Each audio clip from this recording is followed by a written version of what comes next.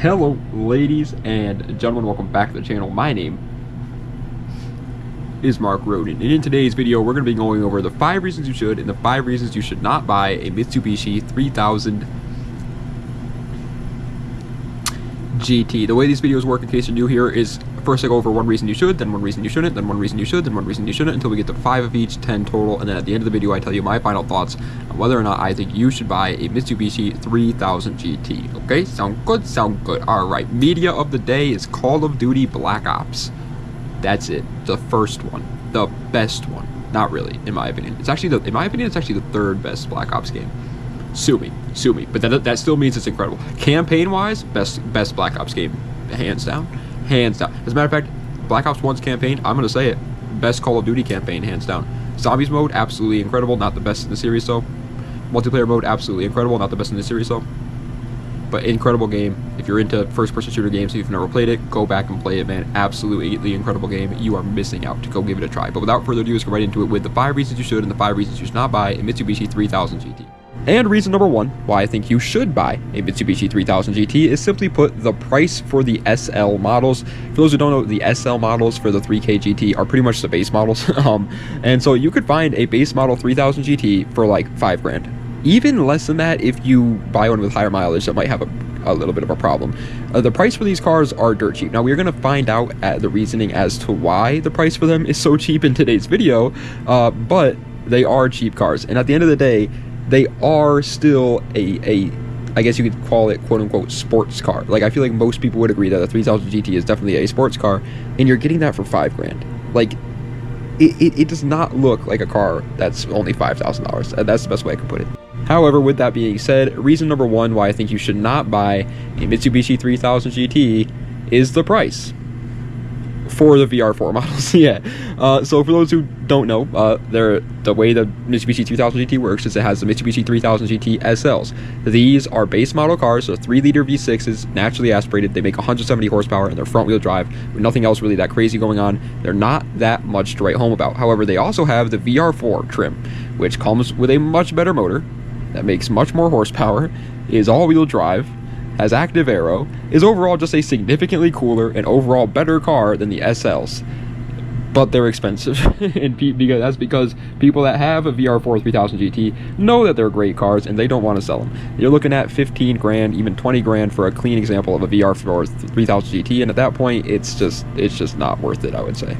However, reason number 2 why I think you should buy a 3000 GT, even the SLs, is, simply put, the looks. Now, the 3000 GT went through 3 different facelifts. It started out with pop-up headlights, then it got these weird, like, fixed headlights, and then it got these really cool fixed headlights. And that's, in my opinion, the newest one. The 99s are my favorite in terms of their design. But they have these 3 different designs to them, and every single one of them, in my opinion, look just absolutely incredible. And I guarantee, I know a lot of people out there are going to be like, well, looks are personal opinion, Mark. Like, you think they look good, but there could be another guy that thinks they look horrible.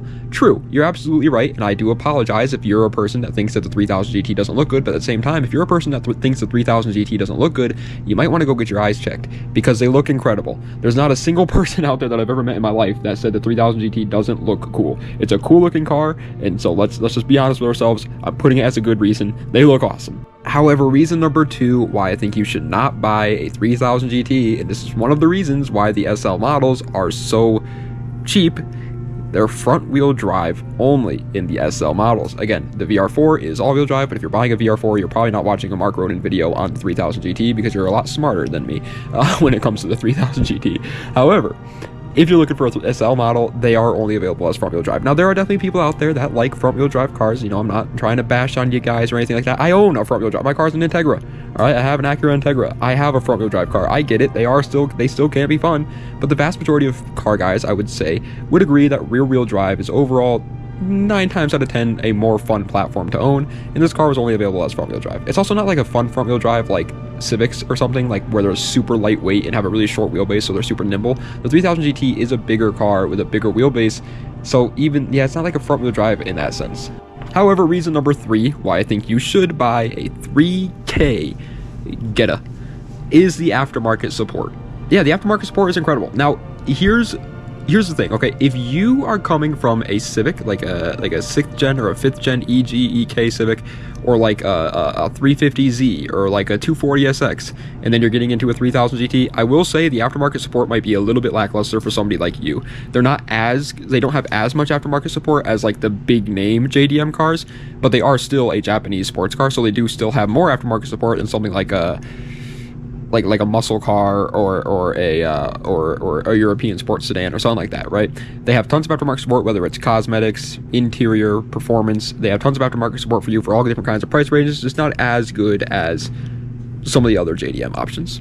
Reason number 3 why I think you should not buy a 3000 GT is, of course, the stock performance. Yeah, man, listen, the stock performance on a 3K GT, whether it's the SL or the VR4, is going to leave a little bit of room to be desired. These cars weigh around 3,500 pounds. They're pretty heavy cars. The SL only makes 170 horsepower, and it only goes to the front wheels. The VR4 does make a little bit more. It makes around 300 horsepower, and it goes to all 4 wheels, so that's good, obviously. But even that isn't anything to write home about. It's not anything super crazy or special. So the stock performance on these cars is a little bit lackluster, and I don't mention it at any other point here, but the SLs also do not really like to build power. They don't like to add any horsepower, so the stock performance is pretty much what you get out of the SLs. Now the VR4s, that's a different story. You can build power out of VR4s, but the SLs, the stock performance is pretty much what you get, and the stock performance is a little bit lackluster. However, reason number 4 why I think you should buy a 3000 GT is, of course, the fact that, in my opinion, Mark Roden's opinion, again, Mark Roden's opinion may not be the most valuable opinion to you guys, but in my opinion, I think that they are a good investment. Personally, I can see 3000 GTs flying up in price any year now, whether it's the VR4 or the SL models. I think both of them are going to start to see an increase in price. Will they ever get to a point where they're like $100,000 for a clean example of an SL? No. Never is that going to happen. But will it get to a point where they're $100,000 for a clean example of a VR4? Yeah, I think that absolutely can happen. The JDM craze is still strong. Like, it's not as strong as it was a couple of years ago. Not everybody cares about JDM cars anymore. It's more so, I feel like it's more so shifting towards the Euro cars nowadays. But there are still plenty of people out there that love Japanese sports cars, and there are still plenty of people out there that are still learning that the 3000 GT is a cool car. And once they learn about it, once they can get their hands on it, the prices are going to start to skyrocket. Will you make insane money on these cars? No, but it's a car where it's like, if you buy it and you take good care of it, I can't see you losing money on it in 5 years. However, reason number 4 why I think you should not buy a 3000 GT should be pretty obvious here, but it is the space. Yeah, obviously these are a 2-door sports car. They do have 4 seats, so they're kind of like a 2+2, I guess you could say. They're not a 2-seater. They are technically like a coupe, you know. They have 4 seats in them, but the back seats might as well not exist unless you're trying to carry around Tyrion Lannister from Game of Thrones.